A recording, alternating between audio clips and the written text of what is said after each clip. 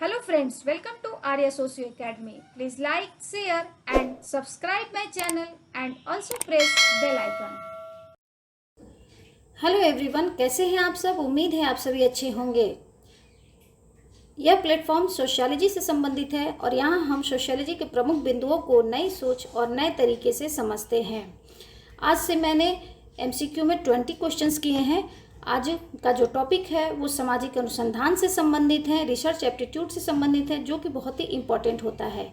यह टॉपिक मुख्य रूप से हमें पेपर 1 और पेपर 2 दोनों में ही पढ़ना पड़ता है, इसलिए यह टॉपिक और भी इम्पॉर्टेंट हो जाता है, क्योंकि अगर हम एक जगह पढ़ाई करेंगे तो इसका लाभ हमें दोनों जगह मिलेगा। तो चलिए शुरू करते हैं। क्वेश्चन नंबर 1, सामाजिक शोध का प्रथम चरण है। जब हम किसी भी क्वेश्चंस को उठाते हैं तो उससे हम संबंधित जानकारियों को भी देख लेते हैं। तो प्रथम चरण पूछ रहा है, सामाजिक शोध का चरण बहुत ही इम्पॉर्टेंट है और इसे कहीं से भी किसी भी चरण के बाद से नेक्स्ट चरण के लिए पूछ सकता है, तो इसलिए पूरे सीक्वेंस को जानना जरूरी है। तो चलिए पहले सीक्वेंस को देख लेते हैं। पहला, हमारे शोध में सबसे पहला चरण क्या होता है, समस्या का निर्धारण करना होता है। मैं यहाँ शॉर्ट में लिखते जाऊँगी, आप इसे समझते जाइएगा और नोट कर लीजिएगा। फिर दूसरा चरण आता है हमारा यहाँ साहित्यों का सर्वेक्षण। साहित्यों का सर्वेक्षण होता है। साहित्यों के सर्वेक्षण से थर्ड स्टेप हमारा हो जाता है, यहाँ हम उद्देश्यों का निर्धारण करते हैं। उद्देश्यों का निर्धारण करते हैं। फोर्थ स्टेप में उद्देश्यों के निर्धारण के बाद से हम उपकल्पना बनाते हैं, हाइपोथेसिस बनाते हैं।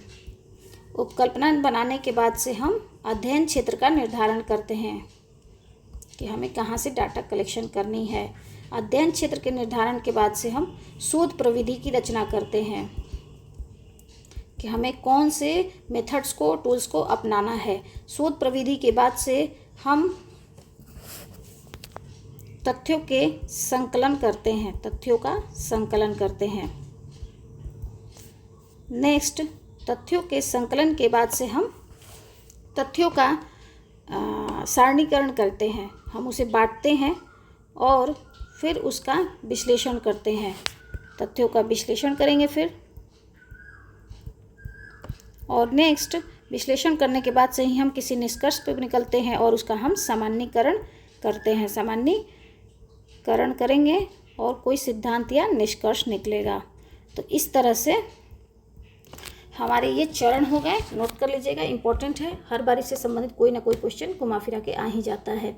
तो हमारा आंसर निकल गया। फर्स्ट का आंसर हमारा क्या हो गया यहाँ, ए। नेक्स्ट क्वेश्चन नंबर 2, किसी सामाजिक अध्ययन में कौन एक आवश्यक है। मैं कुछ समय आप लोग को देती हूँ, खुद से ही आप सोचिए कि इसका आंसर क्या हो सकता है।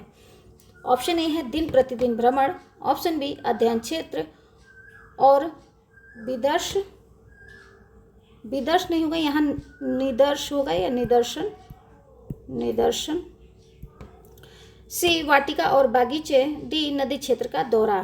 तो अध्ययन में हम क्या करते हैं, जब हम कोई भी शोध का विषय उठाते हैं, रिसर्च जब हम करते हैं तो दिन प्रतिदिन के भ्रमण ये नहीं होता है, बाग बगीचे और नदी का दौरा ये सब चीज़ें नहीं होती हैं। उसमें हम अध्ययन क्षेत्र को सिलेक्ट करते हैं, निदर्शन विधि अपनाते हैं। अभी हमने इसके पहले वाले क्वेश्चंस में देखा। तो 2 का आंसर हमारा यहाँ हो गया बी। नेक्स्ट क्वेश्चन नंबर 3, निम्नलिखित में से कौन सा केंद्रीय प्रवृत्ति का माप नहीं है। ए माध्य, बी माध्यिका, सी बहुलक, डी काई वर्ग। तो यहाँ हम देखें केंद्रीय प्रवृत्ति का माप माध्य, माध्यिका और बहुलक से होता है, काई वर्ग से नहीं होता है। तो पूछ रहा है कौन सा आंसर हमारा नहीं है। तो इस तरह से 3 का आंसर हमारा यहाँ हो गया डी। काई वर्ग से केंद्रीय प्रवृत्ति का माप नहीं होता है, यह सहसंबंध गुणांक को प्रदर्शित करता है। 3 का आंसर हो गया यहाँ डी। नेक्स्ट क्वेश्चन नंबर 4, किसने लिखा विज्ञान की लोकप्रिय परिभाषा यह है कि ज्ञान का क्रमबद्ध संकलन है।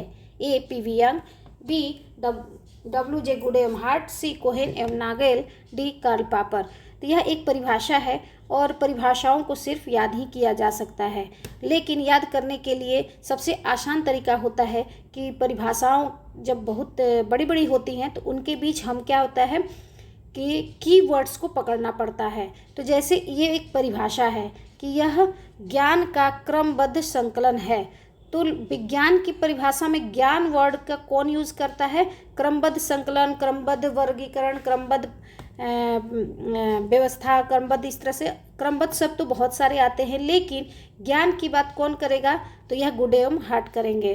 तो इस तरह से हम परिभाषा को याद कर सकते हैं। तो 4 का आंसर तो हो गया हमारा बी। कुछ जैसे परिभाषा हो गई आपके कार्ल पियर्सन की परिभाषा, विज्ञान की एकता उसकी पद्धति में है, न कि विषय वस्तु में। एक कार्ल पियर्सन की परिभाषा हो गई। दूसरा परिभाषा अगर स्टुअर्ट चेज की देखें तो वो कहते हैं कि विज्ञान का संबंध पद्धतियों से है, न कि विषय वस्तु से। तो लैंडिस की परिभाषा है विज्ञान विज्ञान ही है, चाहे भौतिक शास्त्र में हो या समाज शास्त्र में। इस तरह से बहुत सारी परिभाषाएं होती हैं जिन्हें हमें याद करना पड़ता है। तो 4 का आंसर हमारा हो गया यहाँ बी। अगर आप लोग को कोई विशेष टॉपिक या विशेष पॉइंट पे आप कोई वीडियो चाहते हैं, MCQ चाहते हैं, तो आप कमेंट बॉक्स में लिखेंगे तो उससे संबंधित मैं क्वेश्चन आंसर लाने का प्रयास करूँगी। तो 4 का आंसर हमारा यहाँ हो जाता है बी। Next question number 5। जब एक सामाजिक अनुसंधान में 2 भिन्न भिन्न अवसरों पर उन्हीं व्यक्ति द्वारा वही परीक्षण पूरा किया जाता है तो यह कहलाता है?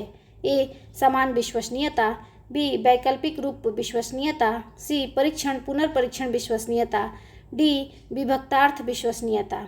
तो क्वेश्चन क्या कह रहा है कि यह अनुसंधान है जिसमें 2 भिन्न अवसर हैं, व्यक्ति वही हैं और प्रशिक्षण को पूरा किया जा रहा है।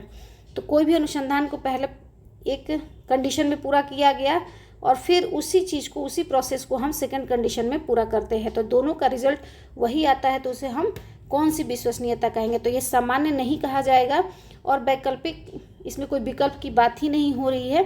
तो हमारा आंसर यहाँ हो जाएगा सी परीक्षण पुनर्परीक्षण विश्वसनीयता। तो 5 का आंसर हमारा यहाँ हो जाता है सी। Next question number 6। निम्नलिखित में से किस स्थिति में किसी परीक्षण को वैध माना जाता है? हम किसी भी जो टेस्ट करते हैं उसको वैधता कैसे मिलेगी, किसे हम मानेंगे कि यह सही है? ऑप्शन ए है यह उसी को मापता हो जिसकी माप के लिए यह भी विनिर्दिष्ट है, बी अवलोकनों से अपेक्षित आंकड़े प्राप्त हुए हैं, सी आंकड़ों की गुणवत्ता सही हो, डी यह अनियोजित तथ्यों की माप के लिए अपेक्षित हो। तो अगर ऑप्शन के देखें तो अपेक्षित आंकड़े मिलना जरूरी नहीं होता है शोध में, तो हमारा आंसर यह गलत हो गया। आंकड़ों की गुणवत्ता सही हो, हम जो माप है माप को अपना सही रखेंगे, आंकड़े सही हैं या गलत है ये बाद में मालूम चलता है। यह अनियोजित तथ्यों की माप के लिए, अनियोजित तथ्य क्यों हम मापेंगे, ये तो शोध में आएगा ही नहीं। तो हमारा आंसर होगा कि यह उसी को मापता हो जिसकी माप के लिए यह बना है, तो उसे हम वैध मानेंगे। तो 6 का आंसर हमारा यहाँ हो जाता है ए। Next question number 7। निम्नलिखित में से किस औसत के साथ बीजगणितीय रूप से हेर फेर नहीं किया जा सकता है? ए माध्य में, बी माध्यिका में, सी बहुलक में, डी प्रयुक्त में से कोई नहीं।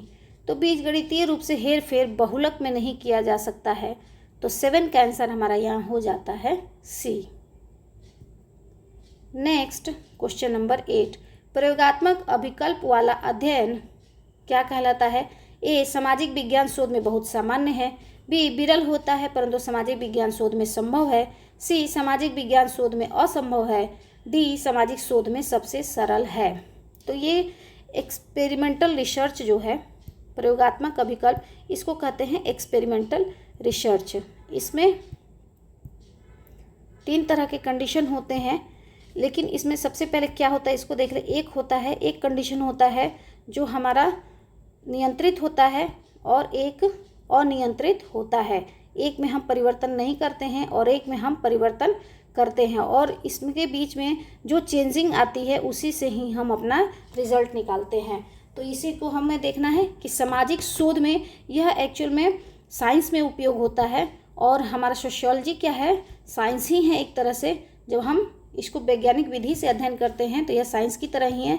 तो सामाजिक शोध विज्ञान में बहुत सामान्य है, बिल्कुल नहीं, क्योंकि हमारा सामाजिक शोध में क्या है, बहुत सामान्य तो नहीं है, क्योंकि हमारे सामाजिक शोध में हम गुणात्मक तथ्यों का अध्ययन ज़्यादा होता है, परिमाणात्मक तथ्य कम मिलते हैं, तो इसलिए सामान्य बात नहीं होता है, विरल होता है, परंतु सामाजिक शोध में संभव है बिल्कुल यह, क्योंकि यह बहुत कम होता है लेकिन हम इसका उपयोग करते हैं। जैसे SC दुबे ने किया था अपने शोध में। सामाजिक विज्ञान शोध में असंभव है, यह बिल्कुल गलत है, और सामाजिक शोध में सबसे सरल है, यह भी बिल्कुल गलत है। तो 8 का आंसर हमारा यहाँ हो जाएगा B. Next question number 9, Karl Pearson के योगदान के लिए प्रसिद्ध हैं? ए सहसंबंध गुणांक, बी साक्षात्कार प्रदर्शन, सी मध्य गणना, डी काई स्क्वायर। तो यहाँ हम देखें कार्ल पियर्सन मुख्य रूप से 4 तरह के सिद्धांत देते हैं, 4 तरह के गणनाक बताते हैं। एक होता है एक सहसंबंध गुणांक, एक काई स्क्वायर होता है, और एक प्रतिगमन गुणांक होता है, प्रतिगमन गुणांक, और एक ये बताते हैं मानक विचलन के बात बताते हैं। मानक विचलन को कहते हैं कि इसके माध्यम से ही सहसंबंध गुणांक को हम निकाल सकते हैं और निकालने में आसानी होती है। तो यहाँ हमारा आंसर तो यहाँ 2 है, ए और डी दोनों बनता है, लेकिन ज़्यादा सही हमारा आंसर ए हो जाएगा। तो 9 का आंसर हमारा यहाँ होगा ए, क्योंकि यह सहसंबंध गुणांक के लिए ज़्यादा फेमस है, तो 9 का आंसर हो जाएगा ए। नेक्स्ट क्वेश्चन नंबर 10, तार्किक सबूत के रूप में मूल शोध प्रारूप का नाम निम्न में से किसने प्रस्तावित किया है? A PV. Young, B Max Weber, C JS. Mill, D Karl Popper. तो यहाँ हम देखें तो तार्किकता की बात कौन करता है? वेबर महोदय करते हैं। तो इसी के आधार पे हम अपना आंसर निकाल सकते हैं। तो 10 का आंसर हमारा यहाँ हो जाएगा बी। नेक्स्ट क्वेश्चन नंबर 11, किसने यह परिभाषा दी कि एक उपकल्पना एक कामचलाऊ सामान्यीकरण है जिसकी वैधता की जांच अभी बाकी है? A Lundberg, B PV. Young, C Goode Hatt, D PS. Cohen. तो यह क्वेश्चन बहुत इजी भी है, और इस तरह से मैं एक एक क्वेश्चन आप लोगों के लिए छोड़ती हूँ ताकि आप इसका आंसर दें, और इसका आंसर जिसने सही किया है उसको मैं अगले MCQ में उनका मैं नाम लेकर बताऊंगी कि किन्होंने आंसर सही किया है, उसकी मैम हम लोग चर्चा करेंगे। तो 11 का आंसर मैं आप लोग के लिए छोड़ती हूँ, ज़रूर इसका आंसर दीजिएगा। मुझे भी अच्छा लगेगा अगर आप लोग इंटरेक्ट होते हैं, एक्टिविटी करते हैं, तो मुझे भी समझ में आएगा कि आप लोगों को अच्छा लग रहा है या समझ में आ रहा है। तो 11 का आंसर क्या हम लोग नेक्स्ट MCQ में देखेंगे, और आप लोग अधिक से अधिक इसका आंसर देने का प्रयास कीजिएगा। आप लोग के लिए हेल्पफुल रहा होगा। थैंक यू, धन्यवाद।